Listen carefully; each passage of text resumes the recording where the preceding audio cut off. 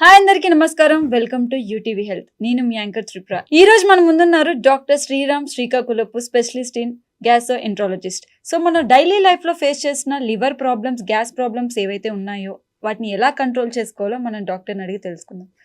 నమస్తే doctor. Hello అండి. So చాలా మందికి గ్యాస్ ఫామ్ అయిందని చెప్పేసి కూల్ డ్రింక్స్ తాగుతూ ఉంటారు. తేపులు రంగన అమ్మ గ్యాస్ వచ్చేసిందని ఫీల్ అవుతూ ఉంటారు. సో కూల్ డ్రింక్ తీసుకోవడం వల్ల షుగర్ అనేది కూడా వాళ్ళ బాడీలోకి ఇంజెక్ట్ చేసుకుంటున్నారు. సో గ్యాస్ ని మనం కంట్రోల్ చేసుకోవడానికి కూల్ డ్రింక్స్ తాగడం అనేది బెస్ట్ ఆప్షన్? లేదండి, కొంతమందికి కూల్ డ్రింక్స్ తాగితే తగ్గినట్టు అనిపిస్తుంది. ఎందుకంటే వాళ్ళు తాగిన తర్వాత బర్ప్ వచ్చేసి కొంచెం లోపల బ్లోటింగ్ అదంతా తగ్గుతుంది అన్నమాట. అదొక రీజన్. కానీ చాలా మందికి ఆ గ్యాస్ వెళ్ళలేదు అనుకోండి, అది తాగిన తర్వాత ఇంకెక్కువ ఉబ్బరంగా ఉంటుంది అన్నమాట. ఓకే. సో నిజంగానే కూల్ డ్రింక్ తాగడం వల్ల గ్యాస్ రిలీఫ్ వస్తుంది? అంత రిలీఫ్ ఏం రాదు. It depends on person to person. Cool drinks కన్నా sodas will help a little more. అంటే నార్మల్ ప్లెయిన్ సోడాస్ ఉంటాయి కదా, దాంతో కొంచెం ఎక్కువ రిలీఫ్ వస్తుంది. కూల్ డ్రింక్స్ మీరు అన్నట్టు షుగర్ ఎక్కువ ఉంటుంది. షుగర్ మూలంగా మళ్ళీ బ్లోటింగ్ ఇవన్నీ ఉంటాయి అన్నమాట. ఎస్పెషలీ కూల్ డ్రింక్స్ లో ఉన్న sugar it is not digestible sugar అన్నమాట. దాని మూలంగా బ్యాడ్ బ్యాక్టీరియా ఇవన్నీ ఇంక్రీజ్ అవుతాయి. దానికన్నా normal sodas are little better. So gas problems రాకుండా మనం ఎలాంటి డైట్ అనేది మెయింటైన్ చేసుకోవాలి? ఓకే, సో ఇందాక అనుకున్నా protein, fat and carbohydrates. Carbohydrates లిమిటెడ్గా తీసుకోవాలి, ఫ్యాట్స్ లిమిటెడ్గా తీసుకోవాలి, ప్రోటీన్ కొంచెం ఎక్కువ తీసుకోవాలి. సో టైంకి తినాలి. అంటే అట్లీస్ట్ ఒక 5 to 6 hours కన్నా ఎక్కువ గ్యాప్ మెయింటైన్ చేయకూడదు ఫుడ్ మధ్యలో. ఓకేనా? సో మార్నింగ్ బ్రేక్ఫాస్ట్ చేస్తాము, 7 to 9 o'clock బ్రేక్ఫాస్ట్ అయిపోవాలి. తర్వాత మధ్యలో ఏమైనా స్నాక్స్, తర్వాత లంచ్, తర్వాత ఈవినింగ్ లైట్గా స్నాక్స్, తర్వాత డిన్నర్కి పడుకోవడానికి మినిమం 2 hours గ్యాప్ ఉండాలి. ఓకేనా? సో ఇవి ఈటింగ్ టైమింగ్స్ అన్నమాట. తిన్నప్పుడు ఎట్లా తింటాం, చాలా మంది ఏం చేస్తారంటే 3 times తింటారు. లేకపోతే ఇంతకుముందు విలేజెస్ లో కానీ 2 times తినేవాళ్ళు. ఆ 2 times ఏంటంటే ఇట్లా మొత్తం కొండలాగా అన్నం పెట్టుకుని ఫుల్ తింటాం అట్లా చేస్తారు అన్నమాట. So that is not a good habits. అట్లా చేయటం మూలంగా ఏమవుతుంది, పొట్ట రావటం, బాడీ బాగా లావుగా అవటం ఇవన్నీ అవుతాయి. అంటే బాడీ మీరు ఎంత వర్క్ చేసినా ఇన్ని క్యాలరీస్ కన్నా ఎక్కువ తీసుకుంటే body can't spend it. So అదంతా స్టోరేజ్ ఫామ్ లోకి చేంజ్ అయిపోతుంది.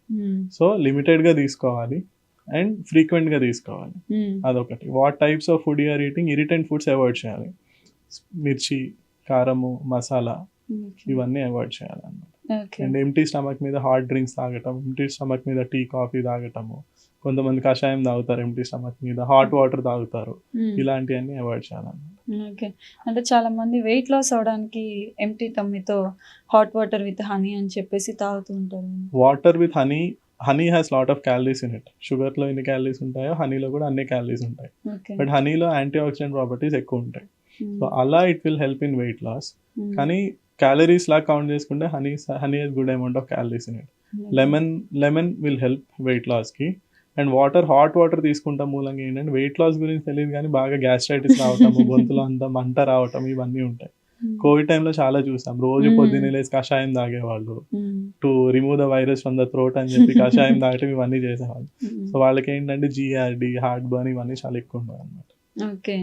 సో చాలా మంది టీ కూడా రోజుకి ఒకసారి తాగుతారు, కొంతమంది 5-6 సార్లు కూడా తాగుతారు. చాలా మంది చెప్తారు టీ తాగడం వల్ల కూడా కడుపు అంటే బ్లోటింగ్ సౌండ్ వస్తుంది అని చెప్పేసి.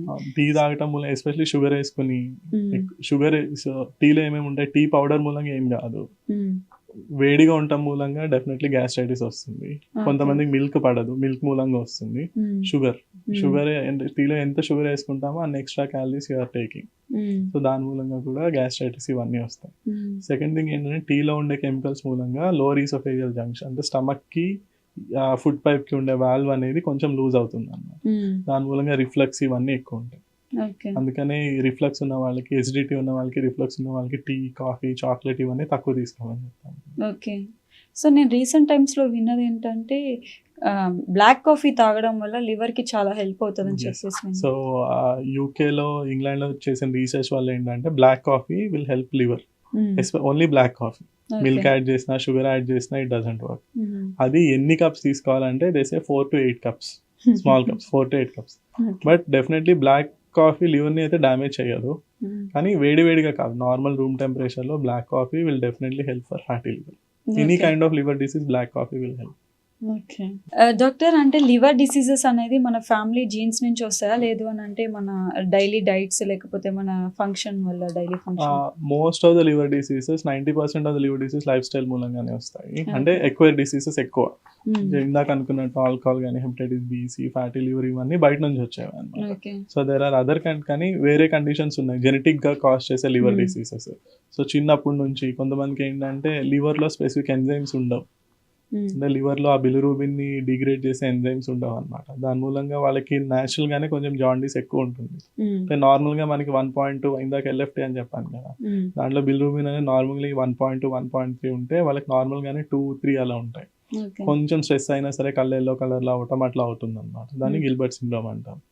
సెకండ్ థింగ్ ఏంటి, దాంట్లో కొన్ని వేరియంట్స్ ఉన్నాయి. క్రిగ్లర్ నజర్ అనే జెనెటిక్ డిసీజెస్ ఉన్నాయి. చిన్న పిల్లలకి కొంతమందికి ఏంటంటే లివర్ లో స్పెసిఫిక్ ఎంజైమ్స్ ఉండవు.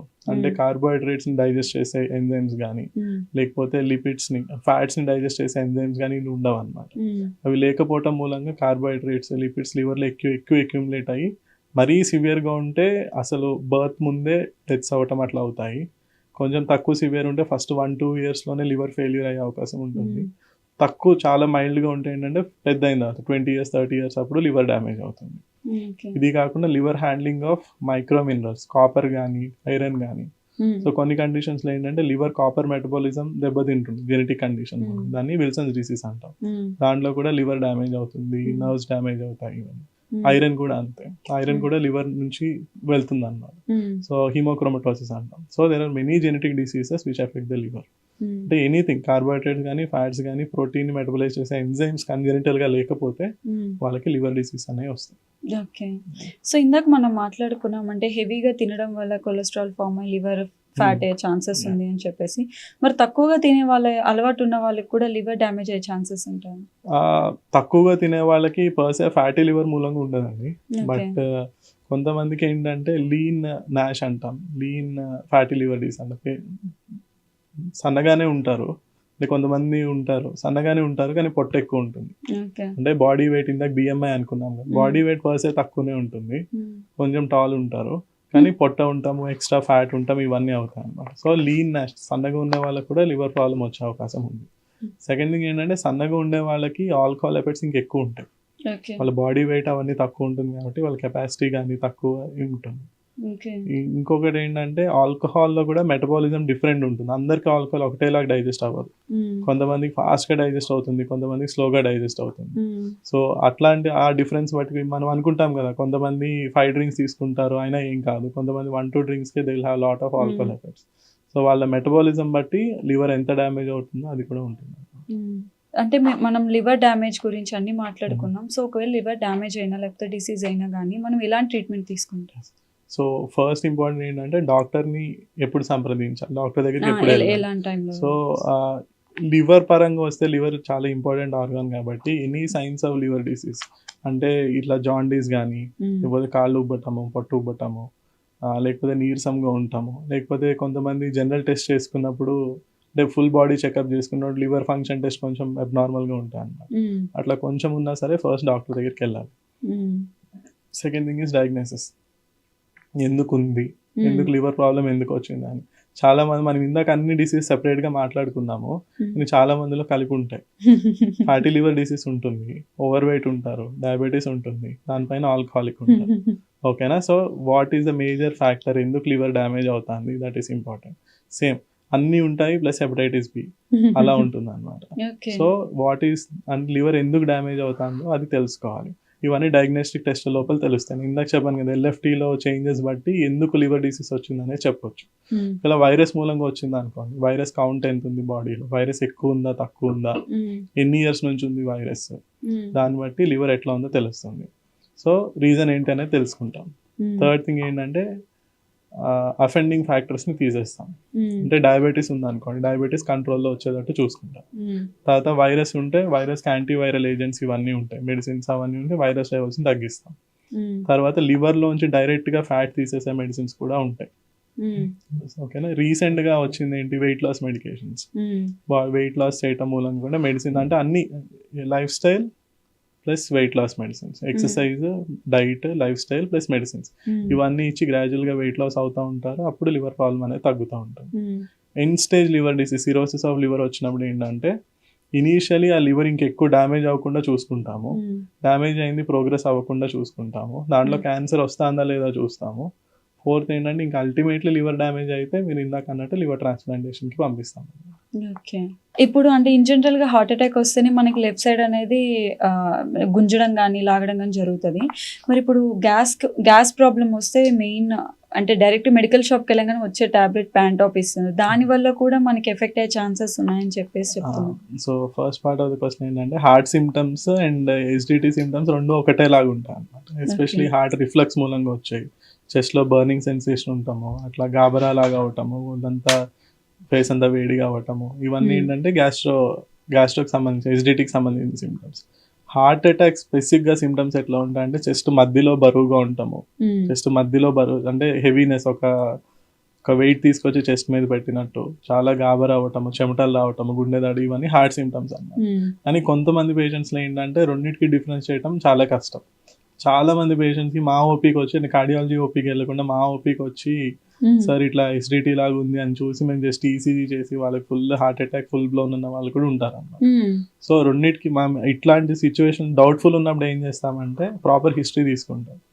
సో ఎన్ని రోజుల నుంచి ఉంది సిమ్టమ్స్, సో ఇట్లా ఇదే హార్ట్ నొప్పి నాకు 1 year నుంచి అన్నారు హార్ట్ ప్రాబ్లం యూజువల్లీ అన్ని రోజులు ఉండదు. ఓకేనా, అన్ని రోజులు హార్ట్ నొప్పి హార్ట్ అటాక్ అట్లా ఉండదు కదా. Heart attack is emergency. So time duration బట్టి, ఫుడ్తో రిలేషన్షిప్, ఫుడ్ తినంగానే పెయిన్ వస్తుందంటే probably it is SDT, not heart disease. కానీ ఎక్సర్సైజ్ చేస్తున్నప్పుడు వచ్చేది, లేకపోతే టెన్షన్ పడటం మూలంగా వచ్చేది, బీపీ ఎక్కువ అవటం మూలంగా వచ్చేది ఏంటంటే హార్ట్ డిసీజ్ అన్నమాట. సో హిస్టరీ ప్రాపర్గా తీసుకోవాలి. కానీ కొంతమందికి ఏంటంటే డౌట్, ఏది అంటే ఎన్ని చేసినా సరే డౌట్ ఉంటుంది. అట్లాంటి కండిషన్లో ఏంటంటే ఫస్ట్ హార్ట్కి ఇంపార్టెన్స్ ఇస్తాం. అంటే అది గుండె ప్రాబ్లమే అనుకుని first ECG, 2D echo, angiogram అవన్నీ చేసి ఓకే హార్ట్ ప్రాబ్లం కాదని నిర్ధారించిన తర్వాత విల్ గో టు ఎస్డిటికి సంబంధించిన ప్యాంటాప్ గురించి. సో ప్యాంటాప్ ఏంటంటే ప్యాంటోప్రజోల్ అనే టాబ్లెట్. అది ఏం చేస్తుందంటే బాడీలో యాసిడ్ని సప్రెస్ చేస్తుంది. చాలా ఉన్నాయి, ప్యాంటోప్రజోల్ ఉంది, రాబిప్రజోల్, ఎస్మిప్రజోల్, ఓమిప్రజోల్, ఇవన్నీ ఏంటంటే group of drugs which decreases acid in the stomach. ఎంత పర్సెంట్ ఆఫ్ 90 to 95% యాసిడ్ని తగ్గించేస్తాయి. కానీ ఎన్ని రోజులు వాడితే, మినిమం 5 days వాడితే.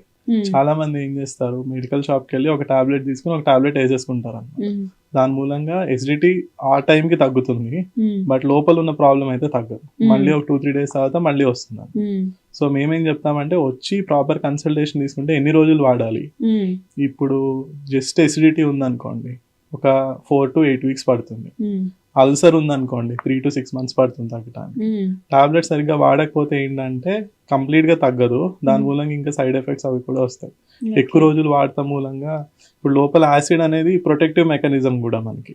అంటే ఇప్పుడు మనం ఏదైనా బయట ఫుడ్ తిన్నారు, దాంట్లో ఏమైనా ఇన్ఫెక్షన్ ఉంది, అది లోపల యాసిడ్ లేదనుకోండి, there is more chances that you will get infection. అదొకటి.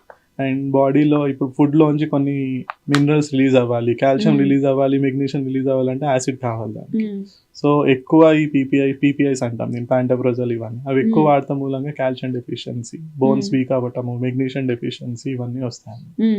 సో ఎన్ని రోజులు వాడాలి, ఎట్లా వాడాలి, ఎంత డోస్లో వాడాలి. కొంతమందికి ఒకటే టాబ్లెట్ ఇస్తాం, కొంతమంది 2 సార్లు వేసుకోమంటాం. సో అది మనకి సిమ్టమ్ సివియారిటీ బట్టి, పేషెంట్ డైటరీ హ్యాబిట్స్ బట్టి, కొంతమంది నైట్ టైం ఎక్కువ సిమ్టమ్స్ ఉంటాయి, వాళ్ళ నైట్ ఎక్కువ వేసుకోమని చెప్తాం. కొంతమంది మార్నింగ్ టైం ఎక్కువ సిమ్టమ్స్ ఉంటాయి. సో దాన్ని బట్టి we'll adjust the dose. Okay. Medical షాప్లోకి వెళ్ళి ఒక టాబ్లెట్ వేసుకుంటాం మనకి యూస్లెస్ అన్నమాట. ఓకే. సో అట్లా కాకుండా ఇప్పుడు మనము డైట్ మెయింటైన్ చేసి వెయిట్ లాస్ అవ్వడం ఇస్ డిఫరెంట్. కొంతమంది వెయిట్ లాస్ అవ్వడానికి ఇంజెక్షన్స్ తీసుకుంటూ ఉంటారు. ఆ ఇంజెక్షన్స్ తీసుకోవడం వల్ల కూడా మనకి లివర్ డ్యామేజ్ అయ్యే ఛాన్సెస్ ఏమి ఉంటాయి? రీసెంట్గా ఇంజెక్షన్స్ అనేవి రీసెంట్గానే వచ్చినాయి అండి, ఒక 2-3 years నుంచి వచ్చినాయి. ఇప్పుడు చాలా మంది వాడుతున్నారు. అంటే వెయిట్ ఇందాక బిఎంఐ చెప్పాను కదా, more than 35 BMI ఉన్న వాళ్ళు, లేకపోతే more than 30 BMI ఉండి ఇట్లా డయాబెటీస్ కానీ బీపీ కానీ ఇవన్నీ ఉన్న వాళ్ళు they can take these injections. Side effects వచ్చేసి లివర్కి స్పెసిఫిక్గా సైడ్ ఎఫెక్ట్స్ ఏం లేవు, కానీ ఏంటంటే ఎంత డోస్లో తీసుకోవాలి, డోస్ ఎట్లా మాడిఫై చేయాలి, అవన్నీ చాలా రిగరస్ షెడ్యూల్ లాగా ఉంటుంది అనమాట. అంటే కాస్ట్ ఎక్కువ మెడిసిన్స్ది, సైడ్ ఎఫెక్ట్స్ కూడా ఉంటాయి, వామిటింగ్ సెన్సేషన్ రావటం ఇవన్నీ ఉంటాయి. కానీ కరెక్ట్ గా డాక్టర్ ని సంప్రదించి వాడారు అనుకోండి, మెల్లిమెల్లిగా డోస్ ఇంక్రీజ్ చేస్తాం అనమాట. అంటే ఒక ఫుల్ డోస్ ఉంటే దాంట్లో ఆల్మోస్ట్ ఒక 10% డోస్ నుంచి స్టార్ట్ చేసి స్లోగా దాన్ని ఇంక్రీజ్ చేసుకుంటూ వెళ్తాం. అండ్ వెయిట్ లాస్ మెడికేషన్స్ ఇప్పుడు చాలా వాటికి యూస్ అవుతున్నాయి. చాలా మందికి use, in fact fatty liver disease ఉన్న వాళ్ళకి, ఒబీస్ ఉన్న వాళ్ళకి, తర్వాత ఓఎస్ఏ అబ్స్ట్రక్టివ్ స్లీప్ అంటే మనం పడుకుంటే బాగా గురక వస్తుంది వాళ్ళకి. ఆ గురక రావటం మూలంగా బీపీ పెరుగుతుంది, స్ట్రోక్ రిస్క్ పెరుగుతుంది, హార్ట్ అటాక్ రిస్క్ పెరుగుతుంది. వాళ్ళకు కూడా మనం ఈ వెయిట్ లాస్ మెడిసిన్స్ అవన్నీ ఇస్తాం. ఇటు వెయిట్ లాస్ అవుతున్న కొద్దీ మిరక్యులస్ గా ఏం జరుగుతుందంటే బీపీ తగ్గిపోతుంది, డయాబెటీస్ తగ్గుతుంది, డయాబెటీస్ మెడిసిన్స్ డోస్ తగ్గించేయచ్చు, ఇవన్నీ అవుతాయి అన్నమాట. సో వెయిట్ లాస్ మెడిసిన్స్ ప్రస్తుతానికి వచ్చినాయి, కానీ ఎప్పుడు ఇస్తాము? ముందు మీరు డైట్ చేయండి, ఎక్సర్సైజ్ చేయండి, ఇవన్నీ చేసి ఫుల్ ఫ్లెడ్జ్డ్గా చేసినా తగ్గట్లేదు అనుకుంటే అప్పుడు will suggest weight loss medicines. Okay doctor, thank you so much. So చాలా అంటే చాలా మంది ఇవన్నీ తెలియక వాళ్ళ ఓన్ మెడికేషన్ తీసుకోవడం జరుగుతుంది, సో ఓన్ డైట్ తీసుకోవడం జరుగుతుంది. So thank you so much sir, me busy షెడ్యూల్లో వచ్చి మాతో షేర్ చేసుకున్నాను. Thank you.